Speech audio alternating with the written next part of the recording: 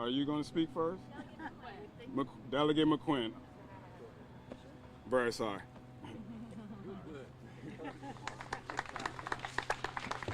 Good morning, and thank you, Amari, for the work that you are doing and what you have done in the past. We are excited about that, as well as all of those who are part of the coalition that have been working over the years to make this day certainly a wonderful and awesome and amazing, as my good friend Dr. Newbill often say, it's a good day in Virginia, and especially the Commonwealth, but also in the East End of Virginia. And I'm excited. So I'm honored to be here this morning. Again, I'm Dolores McQuinn. Today is a special day, not only for me, but personally for the Commonwealth of Virginia. And I'm here with certainly the governor, Northam, and Senator McClellan, and I saw my good friend, Councilwoman Ellen Robinson, and then each of you who are working toward a more just society, certainly in food access. This announcement today, the Virginia Food Access Investment Fund, I just want to give you a little history. It's been years in the making with governors and legislators supporting the effort to make certain that we try to get this over the finish line. And I think today we certainly have begun an effort not only to get it over the finish line, the bill that came into existence, or one of them, in 2011, but we are here today with certainty that we are fighting for equity and justice in food access. The investment program actually is a great start to addressing the oncoming challenges of food insecurities. For the last 20 years, I have worked tirelessly and passionately to access to healthy and affordable food option in underserved and historically marginalized community. To tell the truth, I was inspired by, and some of you have heard this story, by a young man who would come to my door, if not every day, every other day, knocking on the door, asking for food for his sister and brother and himself. And it bothered me for years. At that time, I was on the school board. And then I went to the city council, but because of that situation, I never forgot how important it is to take care of all of our citizens, the young and old. And I understood something that was going on in his home, and that there was a need that was not being filled by those of us who were in a position to help. And so I was determined, and I said to myself, if I ever have an opportunity to help to address this particular issue, I am going to step forward and do it. And so his work, his situation inspired my passion to work toward, again, access to healthy food and food equity. What we see that's happening in Richmond and this community that Amari talked about is actually all over the Commonwealth. And we know that this hunger has no zip code. And so we have to work toward making certain that we cover it everywhere across this Commonwealth. There are staggering statistics about food deserts and disproportionately how it impacts lower income communities. Transportation is an issue, resources and time all need to be contributed to these challenges. Access to healthy food should be a standard and not a luxury. We should make certain that every child, every woman, every boy, every man should have an opportunity to have food. As we experience uncertainty during a pandemic, COVID-19 has certainly made one thing clear, that it has exposed the dire need to address food insecurity in the Commonwealth.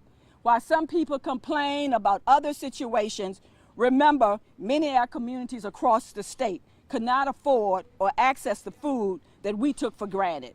So as we bring together community partners, both private and public, to sustain the program, the VFAIF will not only address food insecurities, but open doors for economic development. This will create jobs, businesses, and cultivate innovative strategies to combat economic disparities. Finally, to the Virginia Department of Agriculture and Consumer Services, thank you for your leadership in turning this vision into a reality. To the House of Delegates and Senate, I'm grateful for the overwhelming bipartisan support during the 2020 session. And when we work together, it is working toward a common goal and common good. And our impact is limitless. And finally, to Governor Northam, thank you for your leadership. You have embraced this, you have taken it on, and you have been determined to make something happen to address the issue of food insecurities in this Commonwealth. And so your commitment in terms of addressing this, we thank you.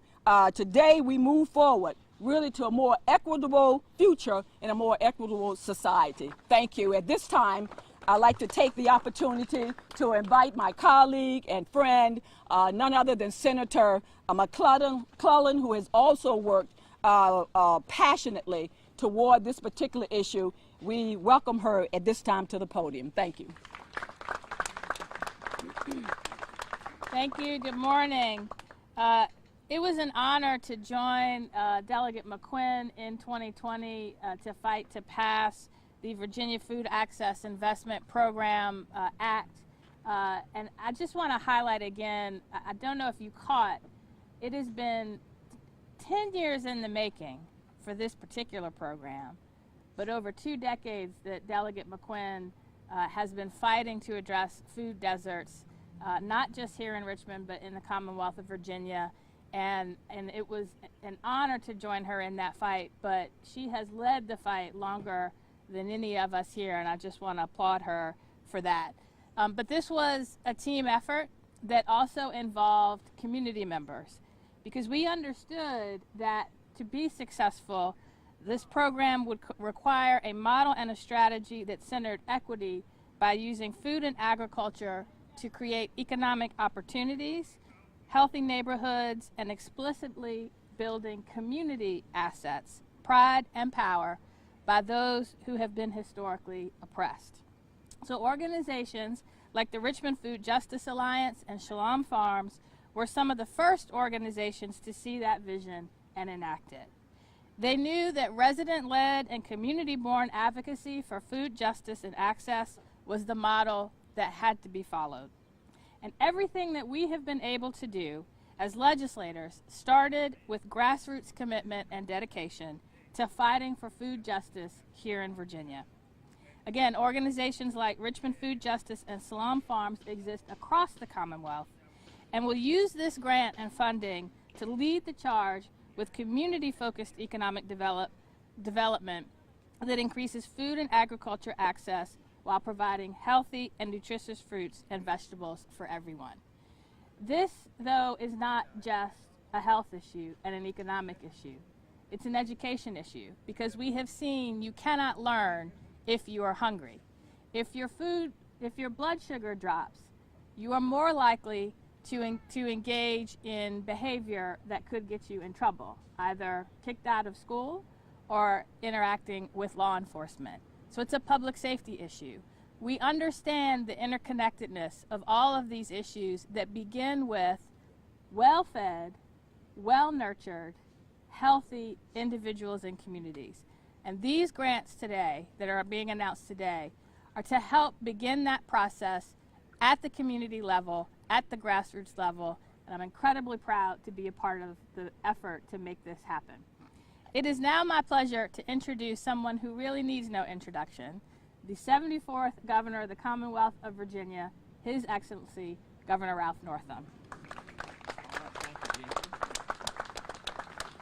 Well, good morning, and thanks to all of you for being here this morning. And this is an exciting day, an exciting announcement. It's great to see the children here this morning, and this is all about your future. So thanks for being with us. And Senator McClellan and Delegate McQuinn, just thank you so much on behalf of Virginia. I know this has been an effort that has been going on for a number of years, and both Senator McClellan and Delegate McQuinn have just been true leaders. So on behalf of Virginia, I want to say thanks to them.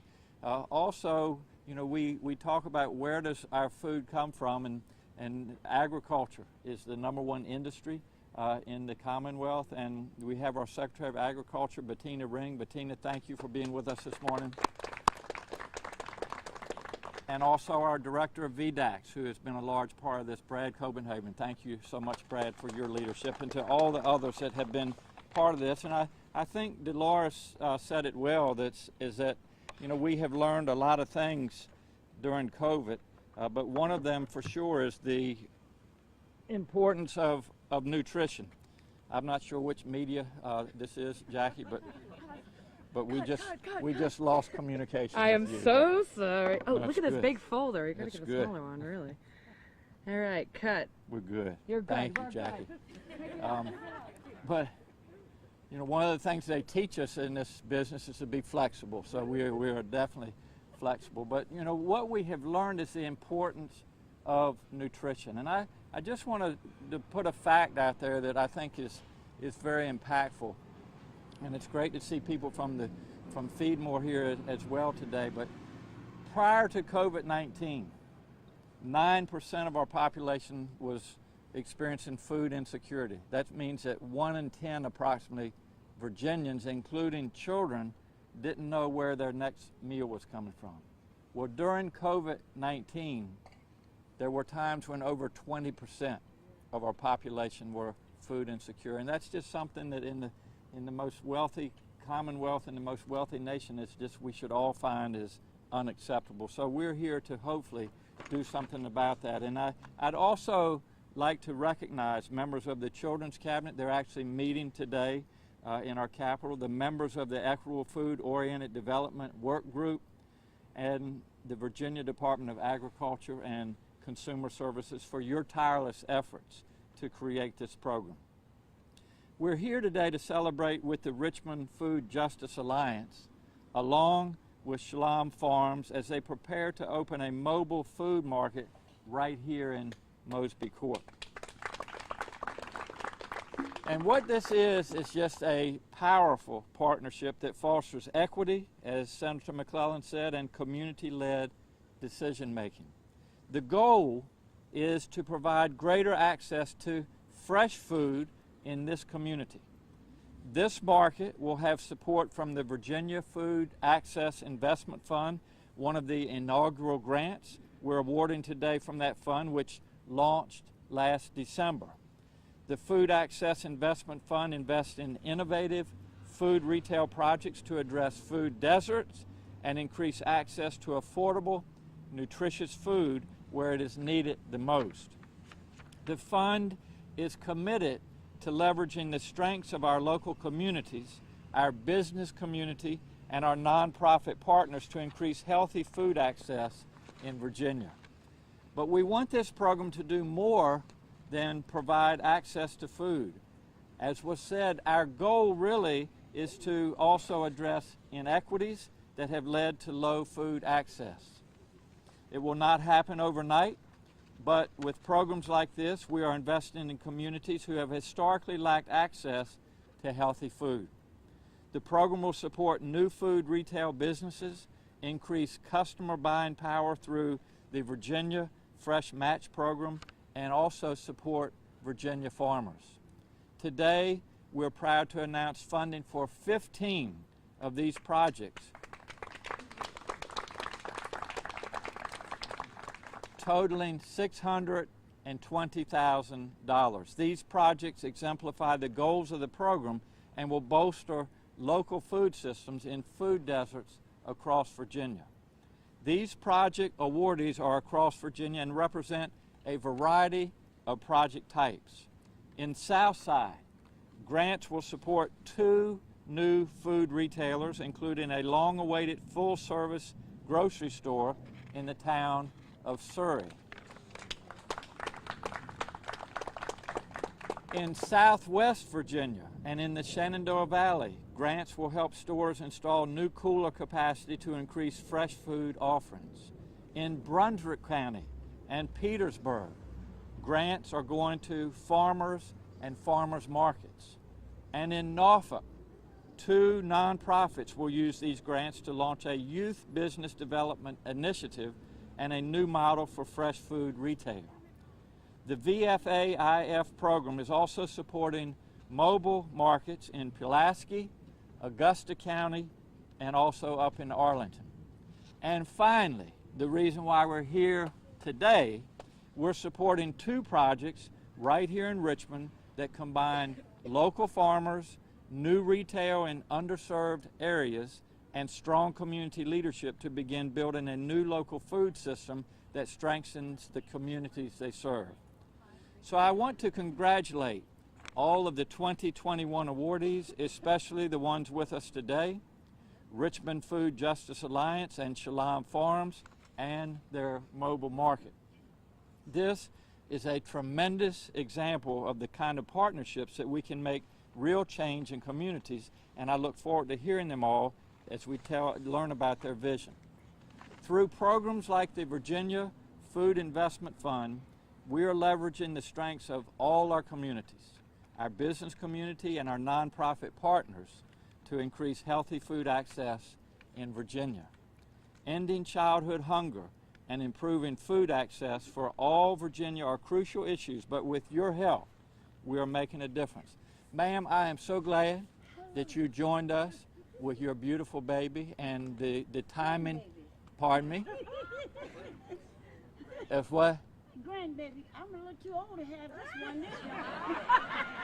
But it's still a beautiful baby. Thank you, sir. Thank you. And you know what? There is power in every child and every baby.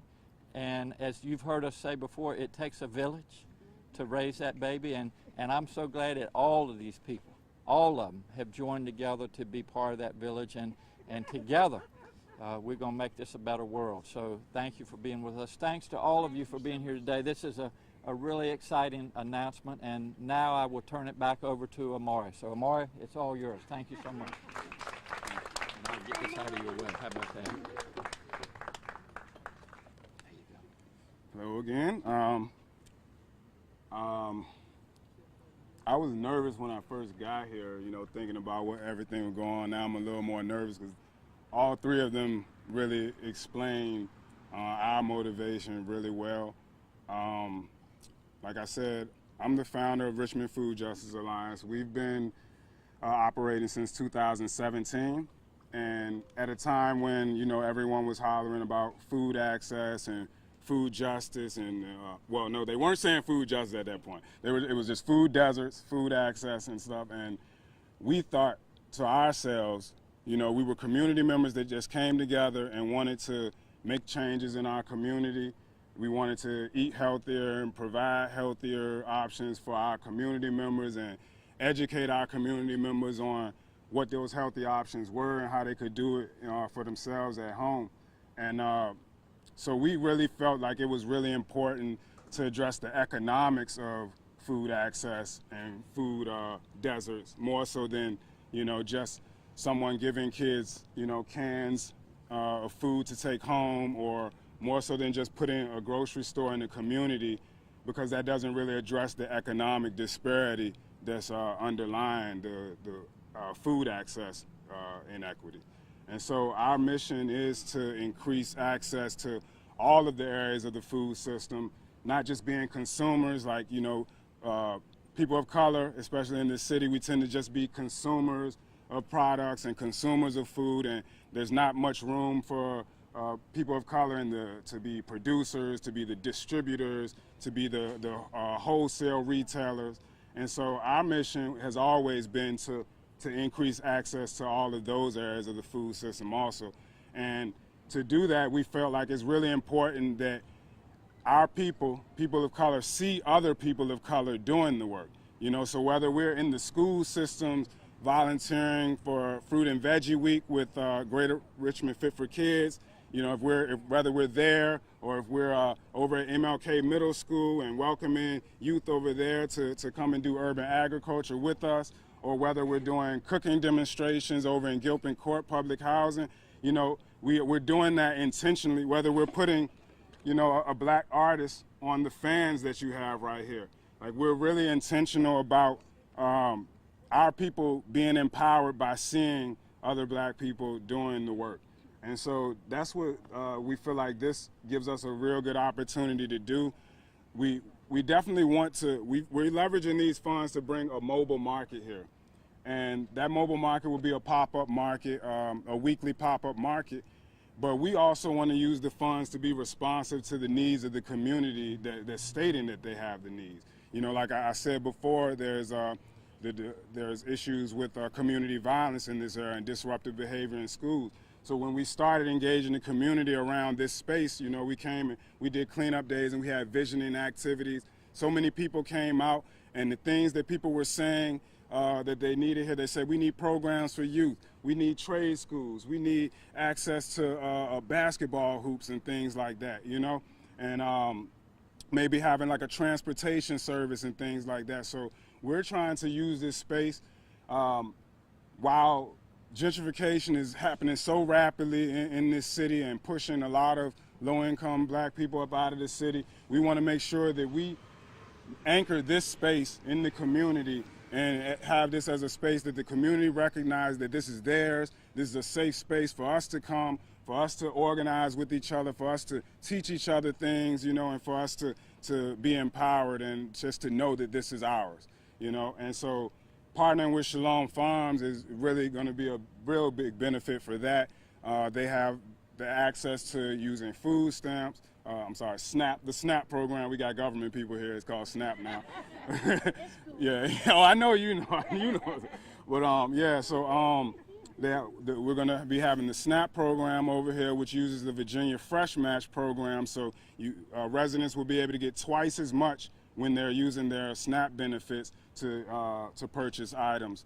And Shalom Farms is going to give us the technical assistance so that we can bring other vendors in, because, you know, it really is supposed to be an economic opportunity for the community, for black farmers, for other residents, right?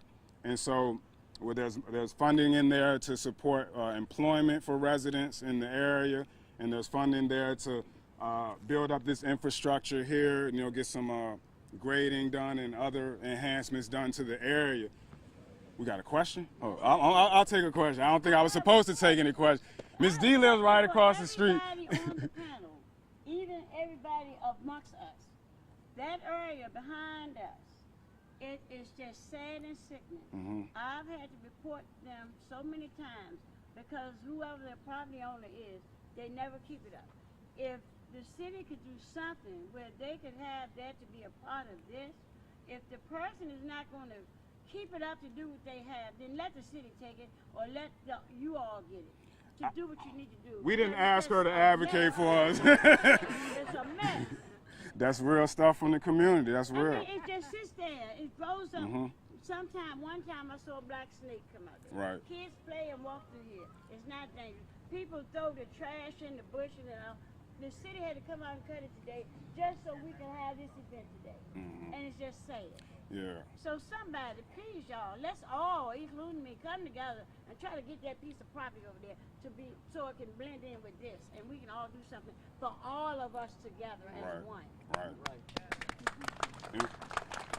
And Ms. D is speaking to, you know, what the value of when it's community members that are driving the change. You know, community members are taking stewardship over this space along with Richmond Food Justice Alliance. But yeah, we have an absentee landlord that, you know, wants to come in and buy property and, you know, I guess make an investment or something. I don't know what that is going on. But just to show that the power when it's community members. And that's why it's really important. Like I said, we focus on a lot of community engagement in Richmond Food Justice Alliance programming. And that's why it's really important that we're the ones telling our story in the community. Yesterday, a brother was over there. I was over here, and someone said, yeah, you know, because they think that we don't care, that we don't want this and that for our community and everything, you know. And I said, yeah, well, that's because a lot of people, they tell lies about our community. But that's why it's important that we're the ones telling the story. We're the ones using our artwork to tell our stories, and that we're more involved in the change. I think that's all I have to say. V has some materials over there that you gave them all out.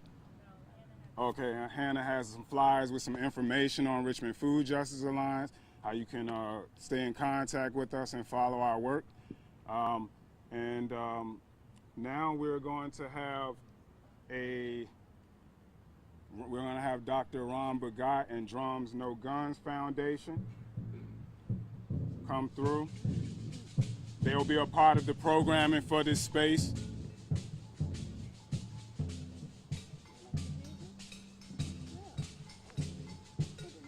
Thank you.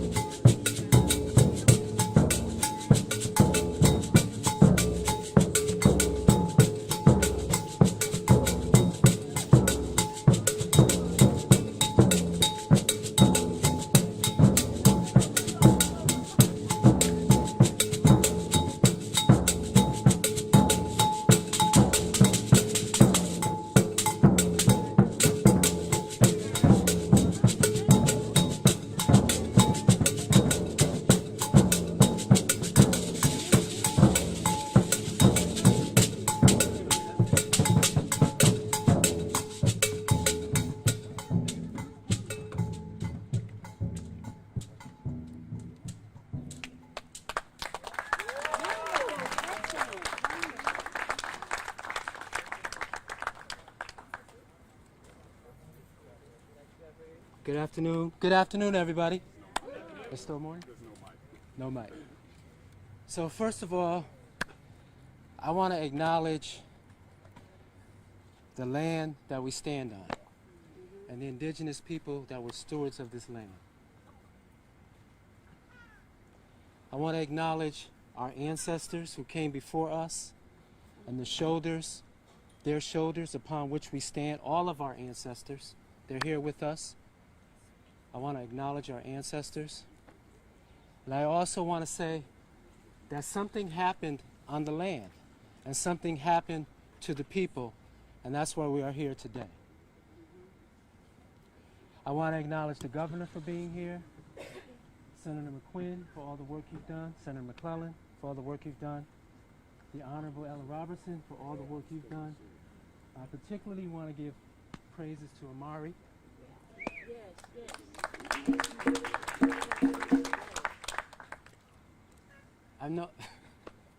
I've known Amari since he was like this tall. And we were talking yesterday about the significance of the vision